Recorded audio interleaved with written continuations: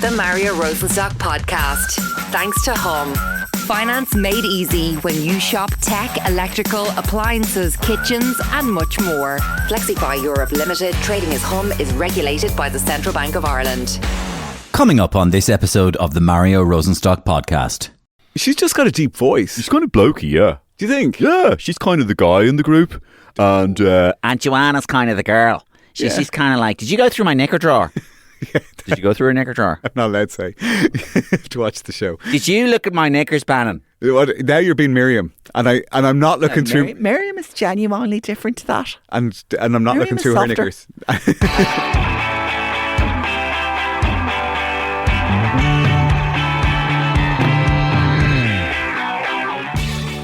Well, we'll just have to take Dermot Bannon's word for it and trust that he did not go through anyone's knicker drawer during the recording of his brand new RTE TV show. And what a great idea for a show. It's called Celebrity Super Spaces, where Dermot brings us inside the front doors of well-known people where we learn something different about them. Because I guess our homes reflect our personalities at the end of the day, don't they? So what's important to us and maybe what we want other people to think about us. So in this episode, Dermot tells me all about the homes of people like Joanne McNally, Vogue Williams, Andrew Porter, and a few others, and what he learned about them during his time there. But I think we also got to know Dermot himself a little better, like how he spent a lot of his childhood growing up, would you believe, in Cairo in Egypt, and how that shaped who he is today. He rants about our obsession with modular homes, much in the face of my ignorance about it, by the way, as the solution to the housing crisis. And there are far bigger things we should be focusing on. He also tells me about a recent major health scare of his that could have been fatal and how it's affecting his day-to-day life now. And we also talk about Gift Grub and my impression of him and his memories of some Gift Grub sketches that I had forgotten about that featured Dermot Bannon. Like a lot of people, you can change your personality and go high and low. Really? Yeah, so you can be quite effusive. And then and other times you'd be a bit thoughtful and your voice changes a lot. Nobody has ever studied me like that. It's like you're a house and I'm moving into you. Yes. And I'm having a look at you. And you're having a look at me and you don't really know. You can't figure out which way the sun shines. I'm basically the same as Dermot Bannon. Instead of moving into houses, I move into people. Where Vogue was all about having people as her security blanket, Joanne solitude was the word that came to me, because she's an observer. And part of that is to do with the job. So the house has kind of got to reflect that personality. And we love being out, we love coffee, we love brunches, we love drinking, we love all that. Dublin could be and will be, I believe, and I'd love to see Dublin being an amazing place to live. And we have all the chances now. But what are we talking about? Modular homes. This is a very different and revealing chat with Dermot Bannon, and it's all coming up very shortly. But first, it seems that everyone wants to get their house done by Dermot, including some well-known people who decided to leave messages for him on the Mario Rosenstock hotline. Hi, you've reached the Mario Rosenstock podcast. Please leave a message. Mario, this is Michael Healy-Ray. Message for Dermot Bannon. You are welcome to come into my house. Anyone of the 83 houses that I have in rents, I will get the tenants out to show you around. Now, I can't guarantee that you will find anything special in my knicker drawer, but I'm a very simple man. My home is a reflection of the simple life I like to lead. I don't go for anything fancy at all. So you can design any house at all for me and I won't have a problem. But there are 3 simple conditions. It must have a walk-in hat room for my vast collection of caps. Everybody thinks I have just the one, but in fact I have 4,743 of them, made from precious viscose materials. I also need a special room for my voodoo doll collection of government TDs. And finally, I need a 2-acre extension on the house for my 13 bulldozers for Healy-Ray plant hire, 12 excavators, 9 GCBs, 7 timber trucks and 3 telehandlers for the little modest groundworks business I'd have on the side. Thanks. How's it going? This is Roy Keane here. Credit to architecture at the end of the day, but I wouldn't mind getting a few jobs myself done in the gaff. You seem like a hard worker, grinder, might be the man to do it at the end of the day. What's the story with these year-long projects? Go on and on and on. What kind of faffing about is going on there? Fannying around with trowels and shovels. Just get it in there. Throw down the blocks, a bit of plaster and paint, and that's it. Get the hell out again. Get the job done. Do your job. You always seem to be a bit on the emotional side as well. You're struggling with your budgets at the end of the day. Feeling distress? Why? It's your job, just do it. You barneys with your clients won't be having any of that if we're to work together. Keep it professional at the end of the day. Get in, get out. How are you doing? It's Daniel O'Donnell here. Message for Dermot Bannon. Dermot, this is the only way I can contact you now, because you've obviously stopped returning my calls. 5 years later, after destroying me house in Donegal and trying to put 17 metres of paint glass into me toilet, into me jacks, you ruined the house. There's dust and wood chippings all over me cowboy boots. You know, I've collected thousands of pairs of knickers that audience members threw up at me over the years. The builders swiped them all. Your bloody builders came in. They're worth a fortune, so they are. I want some recompense for this, or I'll see you on the steps of the High Court, you dirty... Anyway, good luck. And exclusive new comedy every week on the Mario Rosenstock podcast. And you can get in touch with me directly, mariorosenstock@gmail.com, with any suggestions you have for guests, sketch ideas, sketch characters that I haven't done yet. Is there anyone in Ireland that I should be doing that you think stands out as a character that I'm missing? Let me know. I get back to nearly all of you, and I do read them all. And remember, tell one other person if you like this podcast about this podcast, because as you know, it comes for free. You don't have to pay for it at all. It comes straight into your inbox, unlike other podcasts which demand that you pay them a monthly subscription. Thanks as always to Hum Finance for coming on board as sponsors of the Mario Rosenstock podcast.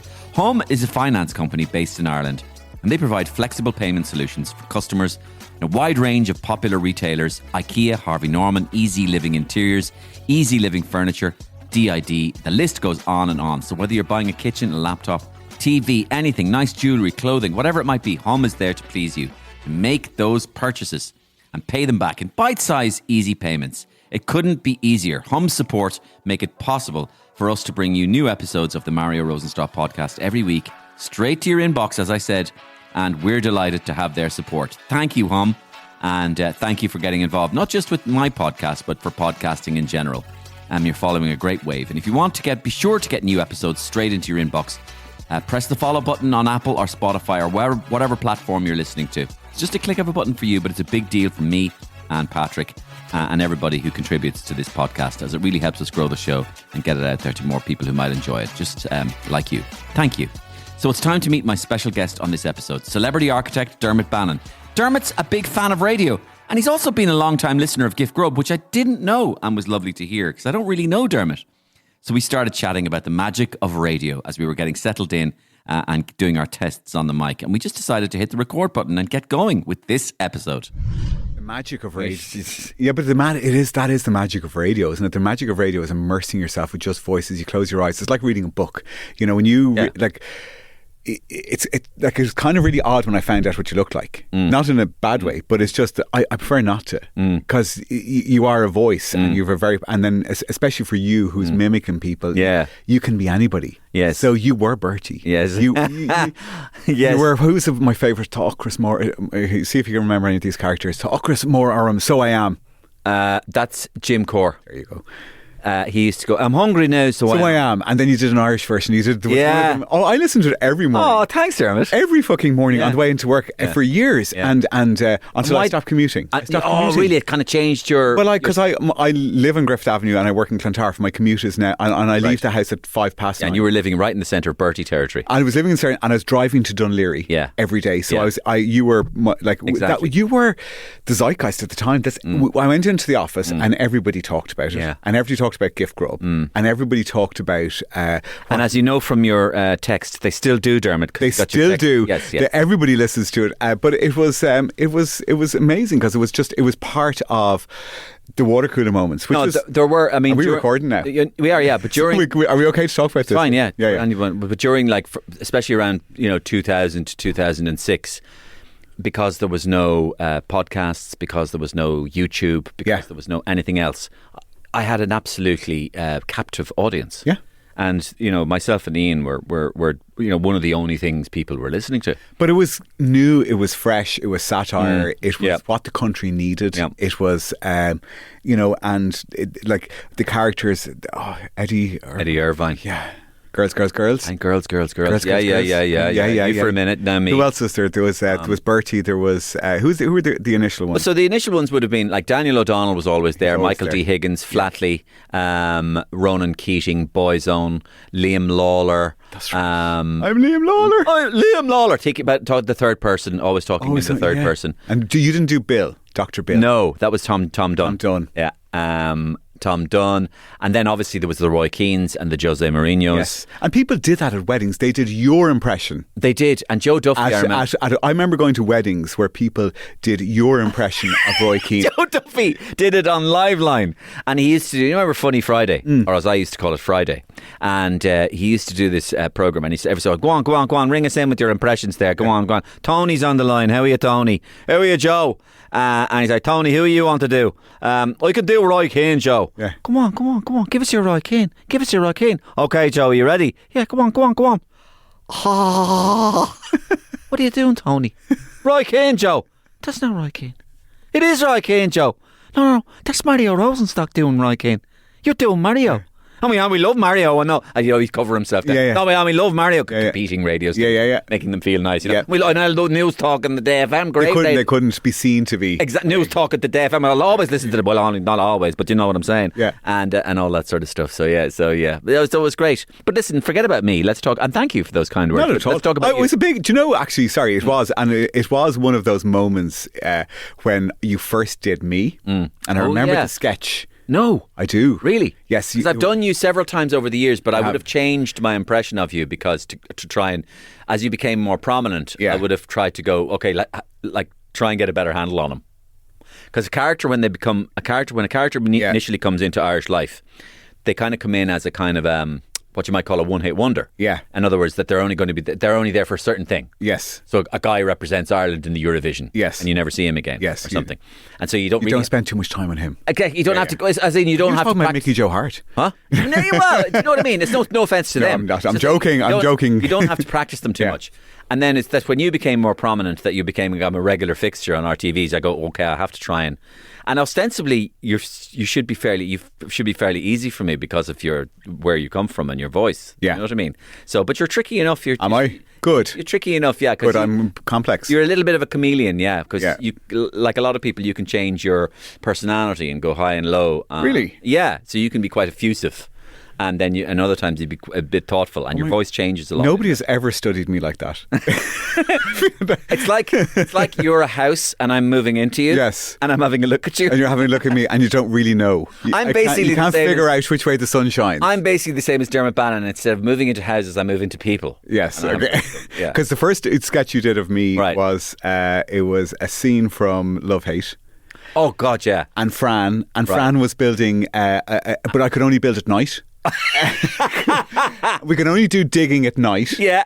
And I remember the sketch. And then what was it that he wanted a paint colour? Elephant's breath. Yes, that's why I got it at home, you see. Farrow and Ball. I didn't know anything about that painting, but my wife had ordered elephant's breath from Farrow and Ball for the first house we bought in Dunleary. We bought a house in Dunleary. And it was there. And so it was Fran in his caravan digging at night time, and I was his architect. Great. Yeah, and you had me down as a real dub, but a Southside dub or something. Okay. Even though I'm not a Southsider. Okay. I'm a Northsider. Yeah. Yeah. Yeah, I know, yeah. But people assume I'm a Southsider most of the time. And well, you have a well-to-do accent. Do I? Yeah. I always, you see, because both my parents are from the country, so I always thought I had a middle of the road. I suppose you do, actually, yeah. But nowadays... I can do Waterford. But nowadays... Do it. Well. Can you say anything else? You know I'm from Waterford. I do. Yeah. Well, is the city. Well, sorry, no. Well is the country. Yeah. Well, boy is the city. Yeah.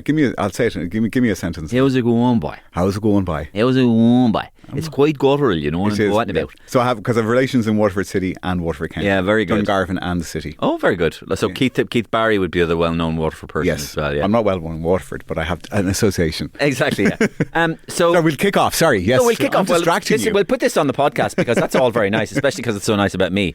But celebrity super spaces. Yes. So like a lot of people, like I watch the Room to Improve all the time. It's one of those things you kind of. It's one of those things when you fall asleep to. No. It's one of those programs when you turn it on. Yeah. You go, I'm not going to watch this. But you get sucked in. And then you get sucked in. And then you're there for the entire thing. Isn't that right? Well, I don't know. I'm there. It is. And in fairness, it's not, and this is no this is nothing against you because it isn't anything against you. Yeah. But the same thing happens to me with Grand Designs. Yeah. Kevin, isn't it? Yeah, Kevin McLeod. Kevin McLeod. Yeah. And I watch Grand Designs and I go, I'm not going to watch this for long. And then I'm there. You're there. My God. Well, it's a project, so you want Yeah, to, you exactly. kind of you get invested. Once you're invested, that's it. You can't, and then you hit record. If There's you a can't. payoff. Yeah.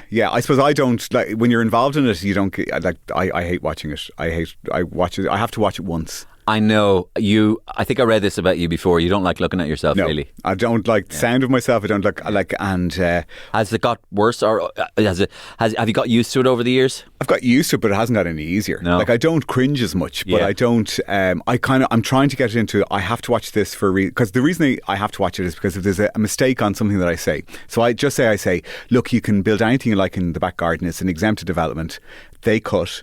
And my next line was, as long as it's under 40 square metres. Okay. So I have to watch it through to make sure there's no mistakes. Legally, Yeah, because I'm the architect. So Right. I'm giving out information to the general public. So and the last thing you want is to be incorrect. to be edited, like an editor might cut it at a certain point because we don't need that bit. And well, actually you do.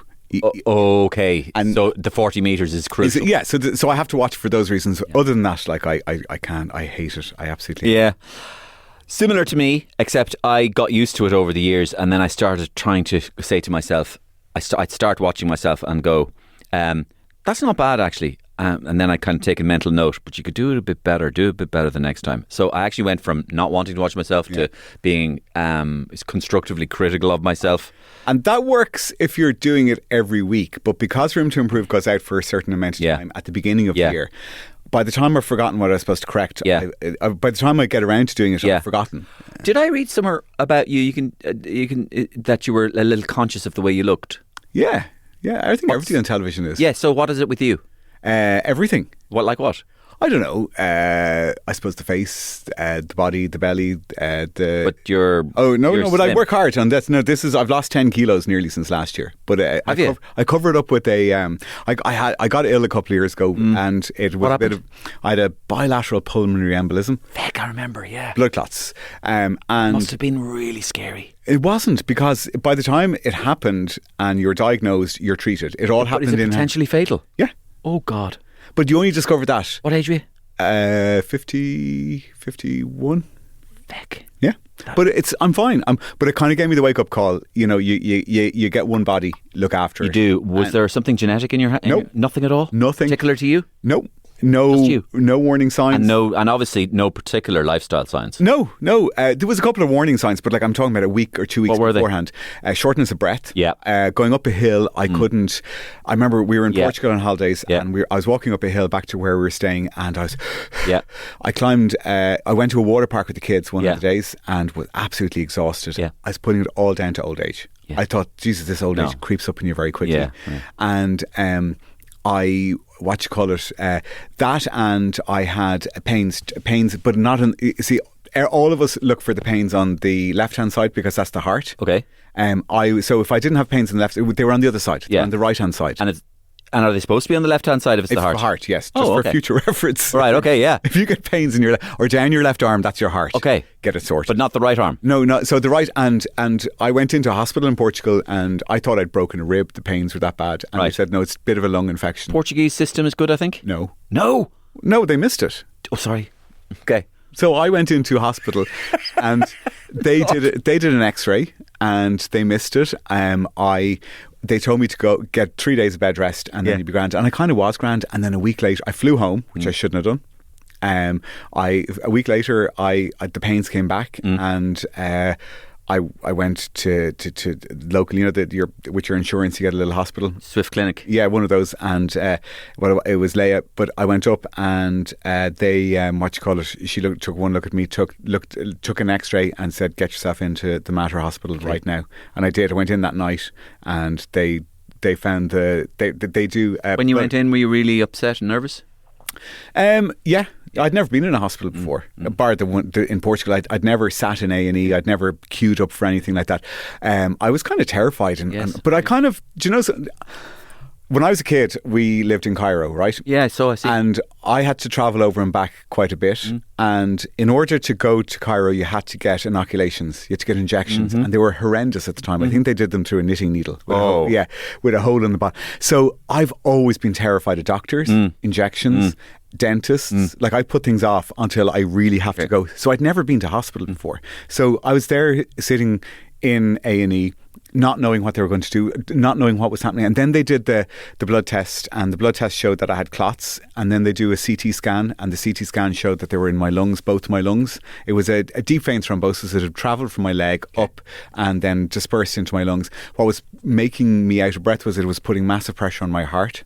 So the oxygen wasn't getting through to my heart. So that's what was making me feel tired, worn out. So, in other words, the problem wasn't arterial. No, it was a clot. A clot had moved up and lodged at the entrance. And that can be fatal. That could be fatal, yeah, if I hadn't have got into hospital. So, then they give you an injection of heparin, which starts to dissolve. Oh, but like... And then you're just on blood thinners. And because blood thinners, they can't pin... Like, a lot of people might have a clot after an operation or if they've had chemotherapy. There is telltale signs. And they'll often say, you know, if you have an operation, wear the socks, you know, those compression socks and all that. I had nothing. Like, they can't pin it to anything. So I will probably have to stay on the blood thinners for the rest of my life. Okay, well, fine, yeah. I mean, it isn't. Like, I work on building sites. I can fall, I can trip. So if I get a cut, your blood I don't is thin. clot. Yeah. Well, what? So you bleed readily? Out. Yes. But then you can cover up the... You can, yes. But you have to, like, you know, if I got a deep cut, I could probably hold a rag on it under normal circumstances, but now I'd have to go into hospital. Oh, would you? Yes, to give you something to coagulate your blood, to make a clot. Okay. So it just, if anybody is listening, if you get pains... So you wouldn't be up then for playing five-a-side football with studs? No. Or anything that could necessitate... Were you going to invite me? No, or anything that could kind of mean you get cut? No, I couldn't. One thing I always wanted to do with my kids, because I loved it when I was younger, was skiing. I went on about 5 skiing holidays in my entire life when I was younger, you know, and I always thought I'd really love to bring my kids, because my kids are really sporty. I'm not particularly sporty. So I thought this is something to do with them, you know, that we could spend the whole day. So then they start secondary school. You're trying to do it during the midterms, then junior certs, leaving certs, all of that. Yeah. Never came the right time, and now I can't go because you can't get a knock on the head. So what we're trying to do with my doctor now is to try and work out, can I take the meds at a certain time that'll leave me a little bit, that I could maybe ski for 3 or 4 hours in the morning. That's just a dream of mine. Absolutely. Is to go and just bring, while they're still living. It strikes me, put it like this, look at it the reverse way. There are definitely guys with the thing that you exactly have who are doing skiing. I know that, yeah. But I'm a bit like, I'm kind of one of these people, if somebody tells me you can't, I do, not when it's your life. Yeah, of course, yeah. And not when other people are relying on you. Well, yeah, for the moment, yeah. It's the Sunday night crowd. No, you know, and you remember. You said there you were living in Cairo. I'm just reading some of the notes that you saw, for example, a lot of poverty. Yeah, and you know, you saw the way people lived over there, and you described this thing about buses with no windows. Yeah, people running behind the buses and then grabbing onto, you know, to the frames because they'd have no glass in them. Yeah, so the frames, people would grab onto the frames and then throw their legs up, and then somebody might pull them in. Yeah. If there's no space, they just literally hang on. Right, and they'd get to wherever they're going. They'd get up into the roof, and the metros. There used to be a metro in Cairo, and they would have all of the electrical cables overhead and people sitting on the roof. Yeah, the trains everything just moved really fast. I was terrified of public. I don't think I ever got on a metro. I had to go I went with my mum one time up to Alexandria, which is another city at the top of Egypt, and we got the train up there. And honestly, the most terrifying bit of the whole trip, because I was going with my mum on her own, was like Dad wasn't going, so there was just the two of us, and was the train. They're going to leave without us. This train's going to be moving. We're going to arrive to the train station and it's going to be moving already. You know, it's not, they won't wait for anybody. No, it didn't. We got on the train. But it was, it was just a city that was jam-packed. Like there was millions of people living in Cairo, in and top of each other. Like, absolutely. And actually, it's still one of the biggest cities in the world. Yeah. Like it was so overcrowded. I remember there was a place called the City of the Dead. So rich families used to have these tombs, right? So they were like little mausoleums, you know, and once nobody was visiting the tomb anymore, people used to move in. So they'd break open a gate. So the coffin might be in a stone box inside in this little room. So they'd break open the gate because nobody, you know, after if if that family had been dead for 200 years, nobody's going to the grave anymore. So people used to move into the graves. Okay. And it was called the City of the Dead. So people used to live in there. It was a huge eye opener as a kid, just to see how the other half lives. Yeah. In like. I know here we kind of often talk about poverty and we talk about things, but like really, like when you live amongst that, it's different. Yes, you know, when you've got people like I remember the ration books, because I don't know if I can say this now because there's a distance between time, but everybody in Cairo had a ration book, like, and this is back in the 80s, so it's not like we had Duns and Super Value and all of that, and they had to queue up for food. And I remember one time there was word on the street that Kerrygold butter had arrived in. So my mum and dad had managed to get a ration book. We shouldn't have had a ration book. Because we were able to go to the local supermarket but to get this. And the block of Kerrygold, I swear to God, was about the size of a tub of ice cream. You know, it was huge. Yeah. But we got it and we used our ration books to get this Kerrygold that arrived into Cairo. But like, you know, people lived like in I didn't never experienced anything like, but you kind of get not you get used to it, but it becomes you become kind of entrenched in that lifestyle that and you realise, okay, we're privileged. And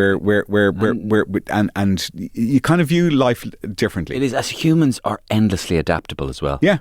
You know, it's amazing what levels we're able to adapt to and what privation we're able to adapt. And it wasn't, we were looking but as an observer, I just kind of then, like, you know, you start by seeing poverty, you start by seeing, oh my God, and then slowly you start to see the human behind it. Sure. And then, you know, like as kids we just played on the street with other Egyptian kids. We used to kind of climb walls, do things like normal kids we weren't supposed to get given out to, but you know, and we just became entrenched in a little community. Two things have come out of this part of the conversation. One is, now that explains it. What? You're in buses with no windows. Yeah. Hence your fixation with windows. Your fixation with putting windows everywhere in. It's like there's got to be a window. There's got to be a window here somewhere. There's got to be glass. And it's like glass. In his mind, it's just him in this bus. Like and the next thing is Daniel with the toilets. It is. Yeah, and the next thing you need to you wanted to put a glass in his toilet. Did I? Yeah. No, I didn't. So that was probably what you wanted to do when you maybe sketches. One of my sketches. Do you start to, are the lines blurred between slightly between the sketches and reality? Slightly. Was that a sketch, or did I actually do that? Did that not happen?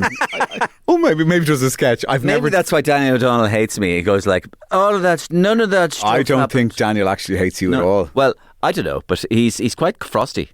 Really? Is he? Yeah, he's one of the few Gift Grub characters actually that's that one either doesn't like it, or two doesn't bother even letting on that he likes it.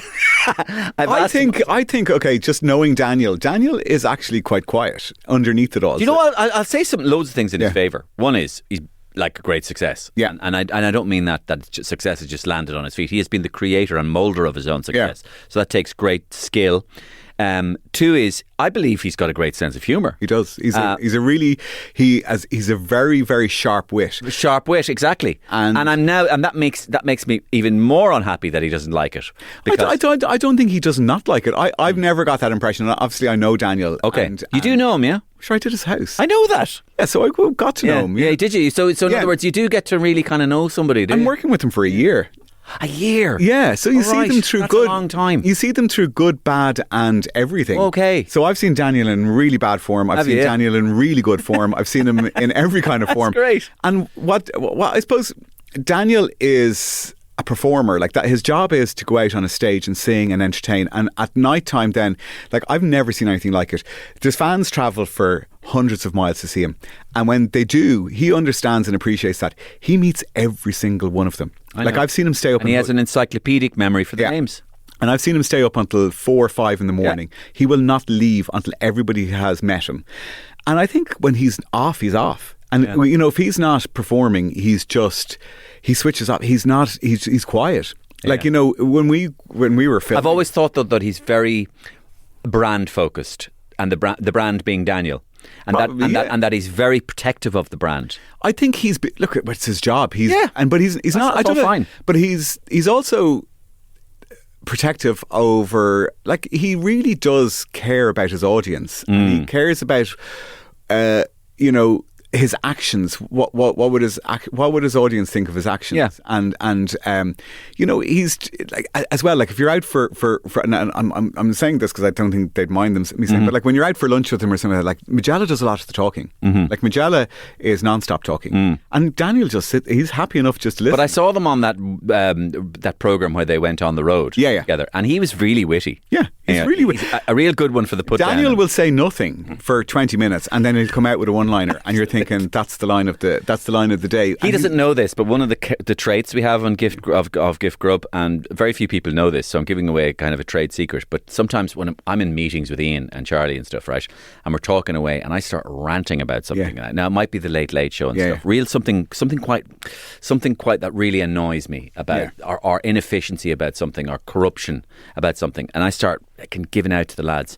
And Ian, I remember Ian turned around once years ago and he went, and I was kind of going, we need to get that on radio, like in some way, because it's actually quite funny what you're saying, you just ranting on there. And I went, yeah, but I can't go on as myself. And he went, why not just put it on as Daniel? And so I put a lot of my own things. I used to give out shite about Fair City all the time. Right? Just some of the scenarios they'd have in Fair City. Things like you'd read something in the paper like, apparently there's been a few Russian gangsters in Ireland. Next week in Fair City, the place would be overrun with Russian accents. And they've all settled in. Bella Doyle, Jesus Christ. And it's like, here are you, Sergei. Sergei, you've just moved up the road with Vladivostok, have you? And it would just be like, when did this happen? Yeah. Right? And I always thought the worst thing that ever happened to Fair City was COVID. The lockdowns and the not lockdowns. Because they film about a month or two ahead. In advance. And so they're going around. But when we're watching it, there's no lockdown in Ireland. They go, they're totally out of date. In the mask, yeah. I do remember. Like I remember, we filmed in lockdown, and like it was the masks and the social distancing. Like walking into somebody's house 2 meters behind them, like that. Remember, it looked, and so they'd walk into the room first, and then 10 minutes later, I'd toddle in behind them, and then try and stand at the other side of the room. And that's very funny. It reminds me of a scene out of Bonfire of the Vanities years ago. There's a famous Hollywood thing scene. Melanie Griffith, and she walks in. She's walking into a room, and she's got big boobs. So she's got small boobs, and she's walking into a room. They did the cutaway of the shot that she comes out of the room about 6 months later. And she'd had a job done. And her boobs were absolutely huge when she walked through the door. There's nothing you can do. That's continuity at its best, isn't it? Continuity. Hey, sweetie, your mother showed me this Carvana thing for selling the car. I'm going to give it a try. Wish me luck. Me again. I put in the license plate. It gave me an offer. Unbelievable. Okay, I accepted the offer. They're picking it up Tuesday from the driveway. I haven't even left my chair. It's done. The car is gone. I'm holding a check. Anyway, Carvana, give it a whirl. Love ya. So good, you'll want to leave a voicemail about it. Sell your car today on Carvana. Pickup fees may apply. Yes. We haven't talked about one thing I had written down on Okay, what's on your list? Do you want me to do the list? I'll do the list. It says Celebrity Super Spaces. That's all that's on the list. I've written Celebrity... No. What else is... I pick your topics. I'll tell you what's on the list, and you can go. You can do. Is he normally this disorganised? No, what's on my list is Celebrity Super Spaces. We talk about Celebrity Super Spaces. That's top of the list. What's it? Tell me. Celebrity Super Spaces is... I suppose I've always done Room to Improve. And Room to Improve is quite labour intensive. So RT would love to have me on the television a little bit more. But I say I can't. There's only so many Room to Improves I can do in a year. So there's years ago. Sorry for completely changing subject. Have RT come to you ever with some funny ideas? Saying basically in their mind, you're laughing at me now. They have. Don't know this is a sarcastic. Have RT because everything you do is not funny. No, because I imagine RT executives going, lads, Room to Improve is over. How do we get Bannon on the telly? How do we get him Another Room to Improve? We can't do that again. He's just finished. Can we get him on a dating programme? Dermot Bannon dates. He's married, for God's sake. He has kids. What about Dermot Bannon cooking? Have they come to you with stuff like this? No. No. That's just a Gift Grub sketch again. It's a Gift Grub sketch again. That happened in your imagination. No, so basically, Room to Improve. So years ago, they said, look, what would you like to do? And I said, I'd love to go and visit houses around the world. I'd love to go and see the best. Saw that. So that was Incredible Homes. We did that.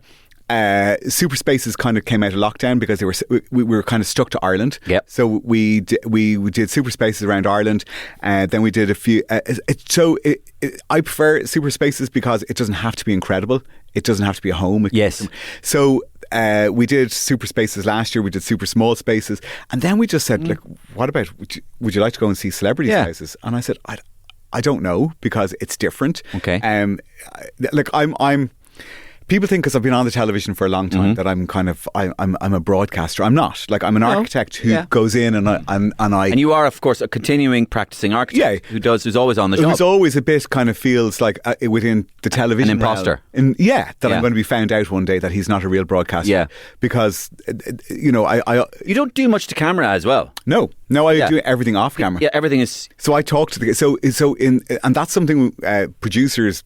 I was going to say producers decided years ago that it's better that I'm a character in order to improve. If I delivered my lines, if I looked, and I can look to, I have learned that skill. Yeah. I've learned Kevin McLeod does it. Yes, because he is narrating. Yeah. I don't narrate Room to Improve. We have Tom O'Sullivan, who does an amazing sarcastic voice on it. So I'm a character in Room to Improve. And you very much are a character, yeah. Because he calls you Dermot. Dermot does this. So Room to Improve is not my show. I'm part of Room to Improve. So, but in Super Spaces and all that, I do Down the Lens. But that was really tough. Like I remember myself and the must have felt different for you. Oh, we had to do. The office is in Clontarf, and there's a side road down beside the Garda station. And myself and Anna Nolan walked up that for 3 hours. With a camera in my face, me delivering lines. Okay. It was and like this is me being in television for nearly 20 years. Different thing though. Totally different. And you get very bit self-conscious about it. You do, and you're also you're looking at nothing. Like when I'm and it's fake. And when I'm talking so fake. On Room to Improve, when I'm talking to the camera, I'm talking to a director who's standing there and they ask me a question and I answer the question. Or I know what I'm going to say, but at least I have somebody to tell them. Talking to a camera, like sometimes I see Ian Dempsey, right? Yeah. I look talking on his own on the radio. And it's weird. It's weird. It is. It's weird. He's actually just... That's the skill. It is the skill. So he's talking away to this black thing in front of him, right? A microphone. Yeah. And he's kind of just talking away. And now when you hear him on the radio, it sounds as if he's talking to somebody. But he's talking to... that's what he does. Correct. He's talking to the world. But he's actually talking just to this thing, which is... It's a weird artifice. You have to imagine who's at the other side. And I'm doing that now. That's what I mean. And it's the same with the camera. Yeah. You can get better at it and you can eventually... As long as you know that there's somebody at the other side of that lens. And that's what I do. I have an imaginary pick somebody. person. Yeah. Yes, that's right. I have an imaginary person. It's my mum. Oh, wow. Because it means I'll keep it clean. Yeah. Well, you pitch it in a certain way. Because if it's okay for my mum, if I'm okay to say it to my mum, I'm okay to say it to the entire country. She's like my filter. Didn't like the way your hair looked tonight on the time. I was talking to you. Yes. What do you mean? Did my hair? I didn't like what you said about that house. I was talking to you. It was for you, Ma. And so she's who I talk to. But so anyway, I was talking about Celebrity Super Spaces. So they said, would you like to? So the reason this is different because they have to be a super space. So all of the houses are not like, because there is programs like Keys to Your Life and all that, where you go and talk through a house with nostalgia. And it's nostalgia. This is somebody who owns a cool house. Okay. But they have to be a celebrity. Yeah. And cool doesn't necessarily mean... big, ostentatious, it wealthy. Means cool. And it can be small. Like Clodagh McKenna lives at, like, the coolest parts of her house were out in the garden. Okay. She has this amazing... It's like something from Harry Potter. It was actually one of my favourite things that I saw. She's got this... She's made this frame, like a pergola, covered it in glass, and then grown wisteria all over it. Okay. So you were having dinner in a wisteria bush. Okay. In it. Yeah. Like, it's amazing. The light that comes through it, the planting, the garden, the day we got filming, it was amazing. Yeah. So they have to have a super space, and then it was really me going through the house, and it's not like architecturally super. There's something different about it, right? Yeah. And is there a sense of investigation about it? Yeah. Yeah. So I was in my own head. Louis Theroux. That's because he's the best. But after you. He is. He is just brilliant. So I was there, like I had to do research. So anybody who had a book out, I was reading the books, or I was doing them on fast on Spotify, where you have to kind of listen to it fast. I just said, I said, I have to find out something from each and every one of them. Yeah. That we don't already know through design. Okay. What they did. And so I gave myself that challenge, because otherwise why am I doing it? Okay. Because with Instagram, with social media, we kind of know everything about everybody. We know their curated version of themselves. We know what they want us to know about. Exactly. And very few people, they'll know what they'll have their lives completely curated, and then they will and they won't deviate from that. So even when they go into interviews, they'll always... I find nowadays, if a celebrity is on a chat show, you find out very little about them, because you already know it. It's already there on their Instagram page. It's already as you said, curated. They've honed themselves. They've molded themselves into who they want to be. So I said I have to set myself a challenge into finding out. It's a little bit something about them. So I kind of listened to podcasts that were very that were just about a genre. So like I'm going in here looking at the house. So like say Ruth Rogers owns the River Cafe in London, and she does and she's brilliant because her husband was Richard Rogers, one of the most famous architects in the world. So she knows everybody and doesn't really care that you're a celebrity. So like they'd be saying, oh yes, when I was filming this movie with Jack Nicholson, yeah, but what did you have for your dinner? Like she kept bringing it back to what she was there for, which was to talk about food. So I said, I have to kind of see past the celebrity and who we might all perceive them as, and I'm going in to find out about them through their design. And if I can bring that to it, that's what I can do. There was a touch of through the keyhole to it. No. That's kind of Who would live in a house like what was this? the man's name? Lloyd Grossman. Who was Remember also into cooking. Is he? Wasn't he? He was. He had the sauces. Sauces. You're very. Geez, you have a great memory. Good at the impressions. Do you ever think of doing them? Anyway, I was really nervous doing this because I said if I don't go in here and find out a little something about people or an insight into them that is displayed through their homes, yes, I'm at nothing. So that was that. So all right, give me a few names then. Vogue Williams. Oh, so I do a little thing of Vogue. Yeah. Well, I do because I do a little piss take of it. So I do Joanne kind of like that. Yeah. That her. I met Joanne. And I do Vogue kind of like that. Okay. But she's kind of manly. Because there is a kind of a manly thing about her. She's just got a deep voice. She's kind of blokey, yeah. Do you think? Yeah. She's kind of the guy in the group. And Joanna's kind of the girl. She's kind of like, did you go through my knicker drawer? Yeah. Did you go through her knicker drawer? I'm not allowed to say. To watch the show. Did you look at my knickers, Bannon? Now you're being Miriam, and I'm not looking through. Miriam is genuinely different to that, and I'm not looking through her knickers. So Vogue, say Vogue. So Vogue, yeah. So Vogue, yeah. Personal Automatic, Babies, Spencer, yeah. Not afraid to share. Yeah. Basically a very public person. Yes. Unafraid of being public. Yes. Tell me then what you discovered about her. I discovered her house was like Grand Central Station, and that she kind of needed it. Like her sister lives in the house. Her aunts were in and out of the house. Her house is kind of like, I would describe it more like a hotel lobby, in that there was people in and out all the time. Yeah. And is that a reflection of her busyness? No, it's not a reflection of her busyness. It's a reflection of she needs family around her and friends and close people. I put it down to the fact that I suppose she is a reality star and she's out in the world all the time.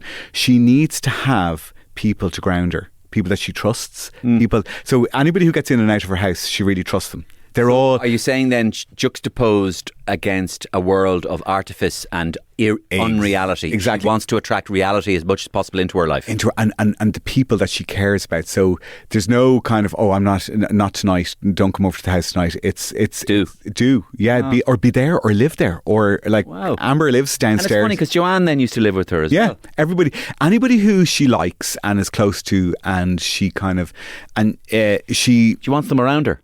All the time. So she's very, very social. No, I wouldn't say social. I just think she likes the comfort. I don't think it's that she likes to talk. I think she just likes having people she trusts and loves always there. It's a nice quote. That's nice. But it's to do with kind of those, in the same way people might have books or DJ might have their music. Yes. Or what do you have for comfort? Comfort? Yeah. Chocolate. In what way? Chocolate. Like red wine and chocolate. Oh, sorry. No, what do you like? What you know, the way you'd have your bits and your pieces that you like. I have since I was a very young kind of architect. I don't spend a lot of money on stuff, but what I do like, I love artwork. And I like kind of not expensive stuff, but and I love having those around me. I like having them on walls. I like having I would have bought pieces for 200 quid when I was a young when I just graduated, and they mean the world to me as along with my family, my kids. But it's she, for her it's the family. And they, I think because as well, and none of this is any secret, she came from quite a broken... Did she? Yeah, her mum and dad split up when she was younger. There was a lot of moving around, a lot of uncertainty, a lot of... what you call it? It was insecurity. Yeah, and born out of where are we moving to now? And I think for her, people and having the same set of kind of familiar people that she can trust and get, and people that she can sit in silence with and just talk around her, and she can just be part of it. That for her is kind of. So from your perspective, there was something of a psychological aspect to the show, and this show then has a psychological aspect to it, that you're wondering about the person and you're trying to find out a little bit more about the person, them, which we might not know already. Exactly. Otherwise, what's the point? Oh, fine. Well, people love being nosy. They do, but you'll get that. So that's what I'm saying. But also, look, it is good crack, and we had because they're now. Where are they when you're doing this? They're in the house with me. Oh, they're going around with you. Don't look in my knicker drawer. Yes, opening it at the same time. Don't, Dermot. Don't. Yeah. Don't go in there. Don't go in. Oh, go on. Yeah. Go on. Yeah. Yeah. Look, as soon as somebody says don't go in there, I do. Okay. Yeah. So I was told not to go into Vogue's work in wardrobe, and I did. Now, be honest with me. Yeah. Did they all do a massive clean-up job on their house before they came in and had, or was there any sense of reality to it? Because of what I do, I tend to get a massive clean-up job done on their house, on anybody's house before I go. So I never. Before you go? Yeah, before anywhere. Anybody, everybody cleans up their house when I'm going to their house. That's just it. I think the whole world is really, really clean, and I'm really messy because my house is like a tip. Yes, our house is completely upside down, and so I think I go into other people's houses. God, I wish I could live like other people. And I know that they're actually just doing it for you. They're just doing it for me. Yeah. Because somebody else tells me. Okay, we're a week getting the place ready for you, Bannon. Okay, other because you're an amazing talker, right? So I have to shut you up actually. So did Joanne as well? Yeah. Yes. And so. What was she like? Joanne is what struck me was solitude. Where Vogue was all about. Vogue was all about having people as her security blanket and having. Joanne solitude was the word that came to me, because she's an observer. Honestly, if there's I know Joanne is doing really, really well at the moment, but God, she deserves it, because she has given up so many aspects of her life for her craft. Yeah. She works so hard. That night we were. She's unapologetically ambitious, which I really like. Oh yeah, but that's an un-Irish thing. And as she said, God, you've done really well. No, I haven't. She said, I've worked really hard for a long time, and I think I'm at where I should be. That's what she. Yes. And you're there. Yes, you are. Put it in. Yeah, you've put it in. Yes, you are. But so when we were talking, the house is a little bit crazy, and it's there's lots of ornaments and things like that you would only maybe see in The Simpsons. I've seen her on Instagram and stuff, and she goes, just found this and la la la la. Yeah. And she'll just bring it in and lob it in her house. Yes. And part of that is to do with the job, because she does do social media posts from the house. So the house has kind of got to reflect that personality. So I think she's just hugely. She washes herself entirely in her work, and the house, everything reflects it. But there was one little piece when we saw it, and she has these two windows that look out over the Common in London, right? And she sits out on the window, and she was high enough to observe everybody, but low enough to be able to hear them and hear the chat. So she immerses herself in what other people are doing and sits there. And I think living in London, because she's a Dublin girl, she really is, and loves Dublin and all that. But she's in London because she's slightly anonymous, and she can observe people. And she can kind of sit in parks or sit out on the window and see what people are doing, because that's what she brings into her comedy. I've never seen anybody who, people work hard and they do it in a way that's quite visible. They might go into the office constantly, but she's always on. She's always writing. Everything is comedy. Everything is. Yeah, she's great. She's great, and I remember I had her on the radio show years ago, and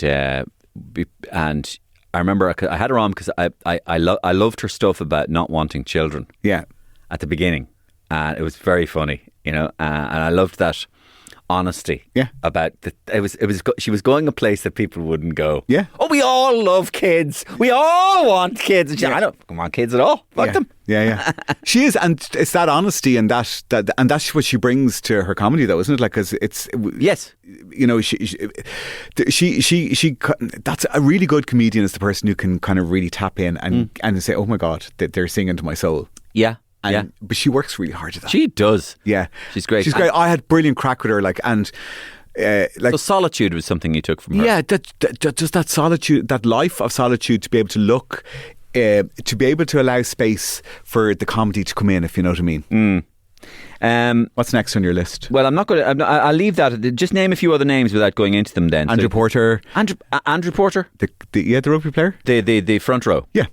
And where does he live? He lives out in Carrickmines. Oh yeah, okay. Because he went to Andrews, I think. Yes, he did go to Andrews. Yeah.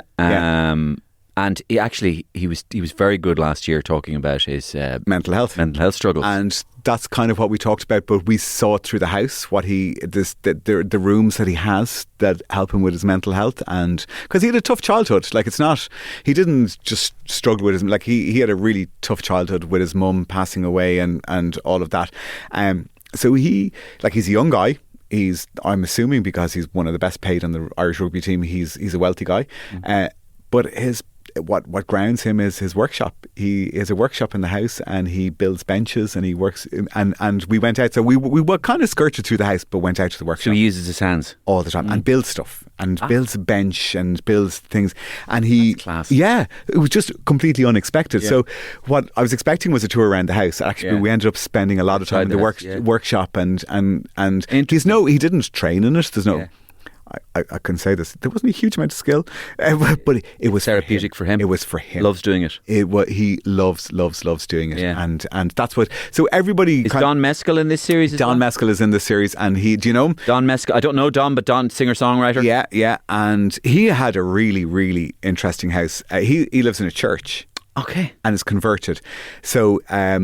And what Don had, because there's things that Don had that he didn't even know he had. Like I stood, because I counted up the couches in the house. It's only one room, right? Okay. Because it's a church. Okay. 14 couches in one room. Okay. And what he did is, so he did all these things without knowing. I was able to place it for him because he said, well, in the morning I like to sit here, and in the afternoon I don't know why it's nicer here. Okay. And then in the afternoon, and I said, because Don, you're following the sun. Yeah. The sun rises here, so and he's there. Yeah. I love it. It was like a revelation. Yeah. And also, Don is a hoarder and a collector. Yeah. And what Don does then is, Don has loads of memorabilia, which you look to the ordinary person like it's these are just bits and pieces. But I picked up one thing and I said, "What's that?" And he says, "That's the umbilical cord clamp that my siblings had, because my siblings were born at home." Wow. And so what he uses, the artifacts, we'll call them, is to, when he's got writer's block and he wants to go to an emotion, he goes down and he looks through the things and say something like that. He's method songwriter. Yes. So when he picks up the umbilical cord clamp, and it was a metal thing, it was a proper stimulates. Yeah, he says goes down a whole road. Well, no, it's just, he says, that's my mum. Okay. It's the sacrifice that my mum, because it reminds him of the sacrifice that his mother went through for them. Wow. It reminds him of his siblings and when they were small, because they're vulnerable. Because you can sometimes have siblings and you can be fighting with them. You can not. I'm not talking to them again. And then you realise when they were babies, when you were all babies and you all came out at the same place, and you all. So he said that those kind of things can trigger so many different things that you wouldn't believe. And then he'll go back up and he'll finish off the song.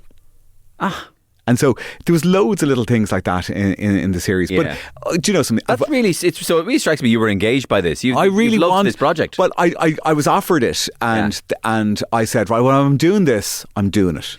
Because I can do the walking around a house and spot what are the She's giving me the 5. But anyway, 5 minutes. Yeah, tell me this. Go on. Was there anybody, because you don't have to name names. Yeah. Were there anybody who there they said no, or they said, or they nearly happened, and because making TV is all about that. Yes. And can you name them? No. No. But you know them quite well. Oh, well, obviously, yeah. Yeah. Because they're well known. Yeah. No. But you might know them a bit. Oh, right. Yes. So Ian. No. Ger wouldn't let you in. He's not getting a look at my knicker drawer. No. So it's So it was lovely thing to do, because when I did it, I was offered. I knew it was going to be different. Yeah. And I knew that my research, normally when I do a show walking around a house, I can read it and I know exactly what to say. I know what the cool parts of it. With this, I had to do my research. So I was all in. Right. You're a very interesting interviewee. I think there's lots to... we got down to point number 2. I think there's lots to talk to you about, actually, which I could leave to another time. So maybe another time you'll come on and talk to me about completely different stuff. We'll be in next week. That would be, yeah. But I was going to ask you just briefly about modular homes. Yes, what about I presume you have a whole riff on that, do you? I mean, for example, I'll just... modular homes, we know what we know. And then I was in a taxi there. Now, don't give out to me about taxis. But I was in a taxi there last week and you went, modular homes? Well, Jesus. And I went, what? And tell us. And he went, it hasn't got a chance. And I went, they're planning. And I went, but they don't give the planning. And he went, yeah, but modular homes, he says, they need to be connected. The electricity, the plumbing, it needs to be connected to the house. And then the whole thing will blow up. The whole fuses. But what fuse board will go. You can't. It won't work. But what do you use a modular home? What is a modular home to you? So a modular home is some sort of shomra business that is going to be transformed into a living operation. What do you think it's going to do? So the modular home is going to be put in people's back gardens and they're going to rent it out. And what does that do? It's going to give people a place to live. So it solves the housing crisis? Well, probably not solves, but not ameliorates even. I mean, for example, let's say you're a student in Dublin, or a student in Galway. And I've always felt sorry for the students not being able to live anywhere. Maybe modular homes would be a good idea. At least you could get into some place for 600 or 700 quid a month. Yeah, but realistically, how many modular homes can we build in back gardens? Right. You're sceptical. I'm not sceptical. I just think it's we should be aiming a bit bigger. And I think we consume, like the fact that a taxi driver was talking to you about it, right?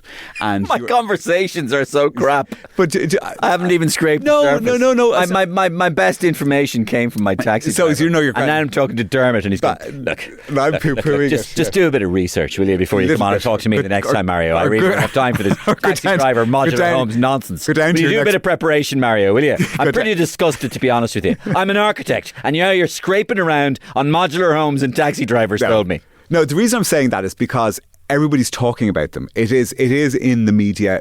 There's not a day goes by when the modular homes aren't mentioned in newspapers. What I want to know is, why aren't we talking about redesigning our city? Why aren't we talking about build up, build densify? What's wrong with building up? No, not build up to 5 stories. We don't need anything taller than 5 stories in Dublin to get it done. Yeah. But what's wrong with building 5 stories? Nothing. Why is everybody's... Because we're talking about bloody modular homes. That's why we keep going back to the low hanging fruit, putting a shed in somebody's back garden and they can live in it. Whereas, does sound crap. Like we've one of the lowest density populations of Europe, right? Yeah. We've got the second highest GDP in Ireland. That's right. We should in not, Europe. In Europe, yeah. In world, we should not have a housing crisis on paper. Yeah. We have a huge country compared to the amount of people who live in it. Yeah, right. We do. What's the problem? There's more planners working in the private sector than there is in the public sector. Our planning systems is just reacting constantly. Yeah. We just need to plan this country properly. Are you saying it's the planning system? Yes, 100%. And it's not their fault. They're understaffed. What if I said to you, it's not necessarily the government's fault? Well, whose fault is it? Well, is it the government's fault? It's a lot of fault. I mean, government isn't planners. This is a whole 40 The government aren't planners, are they? But they're the department.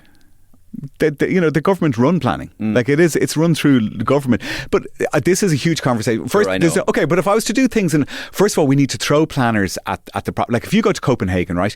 They come up with a plan. They build a massive model. People go in and look at the model. They get it explained to them and say, well, why have I got a block of apartments at the end of my road? Because if we put them there, that means that opens up a creche, a supermarket. We're going to have all this. There's a public consultative process. A long time before it becomes a solid plan. Then when it becomes a solid plan, you can't object, because you've had your chance to go through everything and to talk through everything. So there's a proper consultation. But you have people properly planning stuff for years beforehand. But do we not have that? We don't, because they're all tied up. Every single planner is tied up with objections, High Court, judicial reviews. But are objections not just a function of our democracy? They are. And isn't there objections in Copenhagen and everywhere else as well? Absolutely. But we don't have enough planners to handle what's going through the system. Okay, so if we need to double the amount of planners. Oh, right. And have a proper vision for the city, and it might mean compulsory land purchases. Yes. It might mean, but have a really cool vision for Dublin. Secondly, if I can just say one thing, actually, because that's all government stuff, and people listening to this, they're probably not hugely interested, but we have to fall in love with our city again. Like, when is the last time people really loved Dublin City? Dublin City does not feel loved at the moment. There's a couple of streets that are really vibrant, and we're actually South William Street, Drury Street.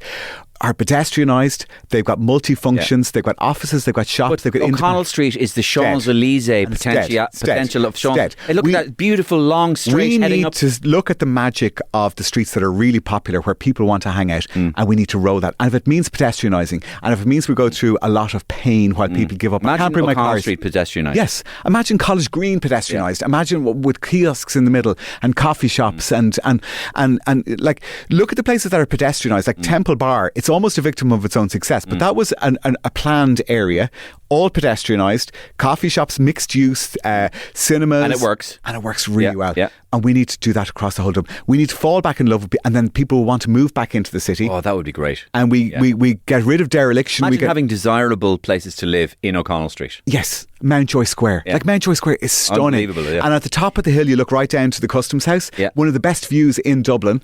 And get rid of all the vacant and derelict buildings.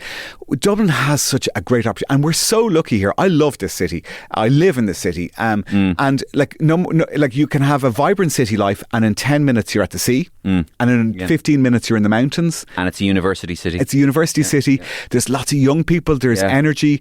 We are a really, really social culture, and we love being out. We love coffee. We love brunches. We love drinking. We love all that. Dublin could be and will be, I believe, and I'd love to see Dublin being an amazing place to live. And we have all the chances now. But and what are we talking about? Modular homes. Oh, sorry for bringing it up. I got my... No, but it's good. I got rightly put in my box. No, there. in your Get modular... back into the shed, Mario. No, but I'm just saying... I'm such a lowlife. It's just like, I really didn't aim high there with that conversation. No, but it's... I want to talk to you about... Does he always do this? Does he overtalk everybody? I want to talk about property to you, Dermot. Now, what about modular homes? I really brought it to the lowest common denominator. Look, who are you talking about this modular home business? We need to glamorise O'Connell Street. We need the Gresham Hotel back. We need Elizabeth Taylor, Richard Burton. We need like lots and lots of good things happening. People smoking gitan in the middle of the streets. We need people speaking French. I'm switched off now. Listen, back to modular home.